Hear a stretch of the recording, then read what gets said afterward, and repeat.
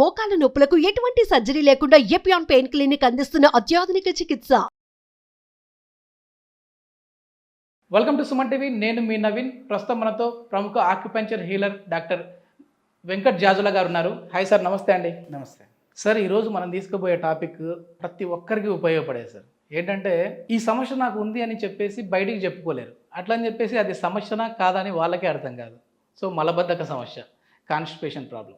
So ఈ సమస్య వల్ల చాలా ప్రాబ్లమ్స్ అయితే వస్తూ ఉంటాయి. అంటే దీని రిలేటెడ్ ఇంటర్లింక్గా ఇంకా వేరే ప్రాబ్లమ్స్ వస్తూ ఉంటాయని విన్నాను. కరెక్ట్. అసలు ఈ మలబద్ధక సమస్య ఎందుకు వస్తూ ఉంది, అదేవిధంగా ఆక్యుపెంచర్లో ఎట్లాంటి ట్రీట్మెంట్ ఉన్నాయి సార్? ఈ కాన్స్టిపేషన్ మలబద్ధక సమస్య మన ఆక్యుపంచర్ ట్రీట్మెంట్లో మహా అద్భుతమైనటువంటి ట్రీట్మెంట్ ఉందండి. ఎందుకంటే మా దగ్గరకు వచ్చేటువంటి పేషెంట్లు knee pain, back pain, paralysis, alcohol addiction, diabetes, BP, thyroid వీటన్నిటి గురించి వస్తారు కదా. వాళ్ళు ఈ ప్రాబ్లమ్స్తో పాటు వాళ్ళు కామన్గా చెప్పే పాయింట్ ఏంటంటే మాకు మలబద్ధకం, మోషన్ సరి కాదండి అనేది తప్పనిసరిగా ఆ పాయింట్ని యాడ్ చేస్తారు నాకు. ఓకే. సో ఈ ట్రీట్మెంట్స్తో పాటు ఆ కాన్స్టిపేషన్ కూడా తగ్గించేస్తామండి వాళ్ళకి ఈ మన ఆక్యుపంచర్ వైద్య విధానం. ఇంతకు సమస్యనేనా సార్? ఎందుకంటే ఇది సమస్య కాదని అనుకుంటా ఉంటారు. దీన్ని బట్టి ఇంకా ఎట్లాంటి సమస్యలు వస్తూ ఉంటాయి ఇది కరెక్ట్గా క్లీన్ అవ్వకపోతే? అసలు ఈ సమస్య రావడానికి ప్రధాన కారణం డైజెస్టివ్ సిస్టమ్ కరెక్ట్గా లేకపోవటం అండి. మనం ఆహారంలో ఘన పదార్థము, ద్రవ పదార్థం అని రెండు రకాలు ఉంటాయి. ఆ రెండు రకాలు ఏంటంటే డైజెస్టివ్ సిస్టంలోకి వెళ్ళిన తర్వాత జ్యూస్ కింద మారుతాయి. ఆ జ్యూస్లో నుంచి చిన్న ప్రేవులు ఏం చేస్తాయి, పోషకాలను పీల్చుకుంటాయి, మిగతాది వేస్ట్ కింద బయటకు వెళ్ళిపోతుంది. ఎప్పుడైతే స్మాల్ ఇంటెస్టైన్ ఫంక్షన్లో తేడా వచ్చిందో, ఆ ఫంక్షన్స్ తేడా వచ్చినప్పుడు పోషకాలను పీల్చుకోలేవు. పైపెచ్చు ఫ్యాటీ లివర్ ఉందనుకోండి, ఫ్యాటీ లివర్ బైల్ జ్యూస్ తయారు చేస్తుంది లివర్. ఆ బైల్ జ్యూస్ తయారు చేసేటువంటిది తగ్గిపోతుంది లివర్కి. ఎప్పుడైతే బైల్ జ్యూస్ మన జఠరాగ్ని అంటాం దాన్ని, ఈ డైజెస్టివ్ జ్యూసెస్లో ఒక బైల్ జ్యూస్ అనేది కూడా ఒక జ్యూస్ అన్నమాట. ఎప్పుడైతే ఈ జ్యూసెస్ ప్రొడక్షన్ తగ్గిపోయిందో మనం తీసుకునేటువంటి ఆహారం డైజెషన్ చేయడంలో తేడా వస్తుంది. తేడా వచ్చిన తర్వాత అది పైపెచ్చిందంటే మనకి ఆల్కలైన్ ఫుడ్ ఎక్కువగా తీసుకున్నాం అనుకోండి. ఆల్కలైన్ ఫుడ్ అంటే ఆకుకూరలు, పప్పు దినుసులు, కాయగూరలు ఇటువంటి తీసుకుంటే స్మూత్గా డైజెస్ట్ అవుతుంది. అలా కాకుండా అసిడిటీ ఫుడ్ అంటే మనం నాన్ వెజ్లు ఎక్కువగా, బేకరీ ఐటమ్స్ అంటే పీచు పదార్థం లేనటువంటి ఫుడ్ తీసుకున్నాం అనుకోండి, ఫైబర్ కంటెంట్ లేనటువంటి ఫుడ్, అసిడిటీ ఫుడ్ అంటే బజ్జీలు, బోండాలు, ఈ నాన్ వెజ్లు, బిర్యానీ, వీటిలో పీచు పదార్థం ఏమి ఉండదండి. జీరో మైదా ఈ జీరో ఉంటుంది పీచు పదార్థాలు. ఎప్పుడైతే ఈ పీచు పదార్థం లేనటువంటి ఫుడ్ని తీసుకున్నామో డైజెషన్ ప్రాసెస్లో తేడా వస్తుంది. అందులో ఫైబర్ కంటెంట్ అంటే పీచు పదార్థం లేదు కాబట్టి అది కరెక్ట్గా డైజెస్ట్ చేయలేక మలము గట్టిగా అవుతుంది.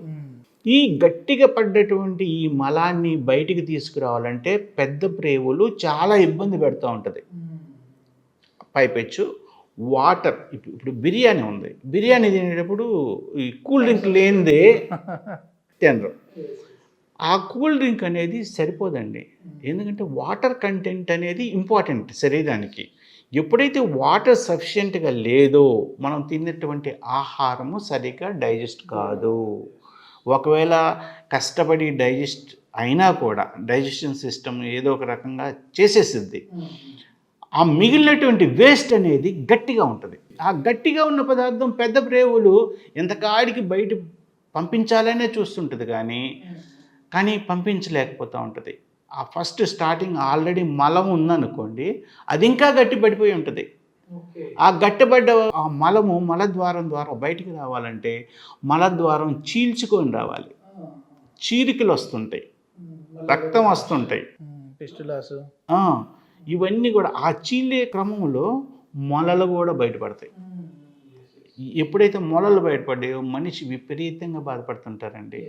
సో కాన్స్టిపేషన్ అనేది మనిషికి ఎప్పుడైతే డైజెస్టివ్ సిస్టంలో కరెక్ట్ లేదో దానికి సంబంధించినటువంటి రిలేటెడ్ ప్రాబ్లమ్స్ కూడా వస్తుంటాయి.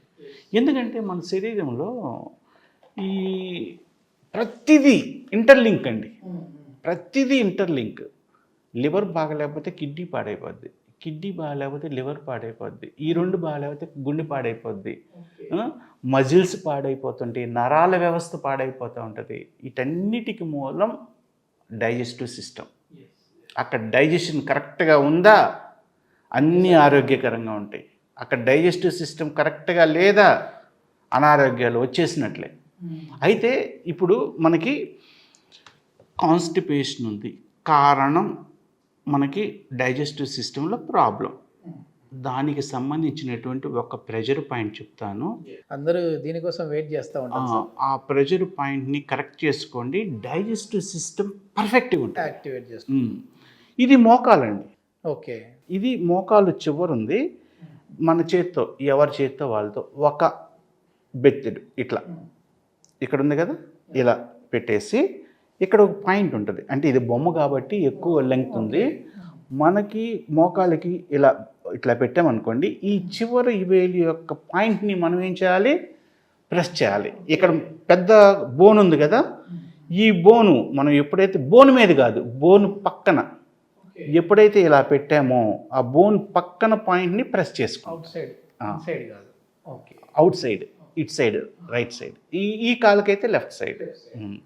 ఆ పాయింట్స్ని ఎప్పుడైతే 2-3 నిమిషాలు, ఉదయం 2-3 నిమిషాలు, సాయంత్రం 2-3 నిమిషాలు ప్రెస్ చేసుకుంటా ఉండండి, మీకు డైజెస్టివ్ సిస్టమ్ 100% రికవర్ అవుతుంది. ఒకవేళ ప్రాబ్లం లేకపోయినా చేసుకుంటా ఉంటే ప్రాబ్లం రాదు. సరే, ఆ పాయింట్ తెలియలేదు, మనం ఏం చేయాలంటే ఒక పెన్ తీసుకొని, ఇటువంటి పెన్ ఒకటి తీసుకొని మన అరిచేతిలోనే మన శరీరానికి సంబంధించినటువంటి అవయవాల యొక్క పాయింట్స్ ఉంటాయి, మొత్తం పాయింట్స్ ఉంటాయి. ఈ పెన్ తీసుకొని ఇట్లా నొక్కవటం, శరీరం మొత్తం నొక్కితే అన్ని పాయింట్స్ యాక్టివేట్ అవుతాయి. ఈ అరిచేయి అన్ని పాయింట్స్ యాక్టివ్ అవుతాయి. Liver point, heart point, diabetes point, కళ్ళకి సంబంధించినవి, చెవికి సంబంధించినవి అన్నీ యాక్టివేట్ అయిపోతాయి. ఒక పెన్నో తీసుకొని ఉదయం ఇట్లా చేసామనుకోండి, మొత్తం అన్ని పాయింట్స్ యాక్టివేట్ అయిపోయి శరీరం ఆరోగ్యకరంగా ఉంటుంది.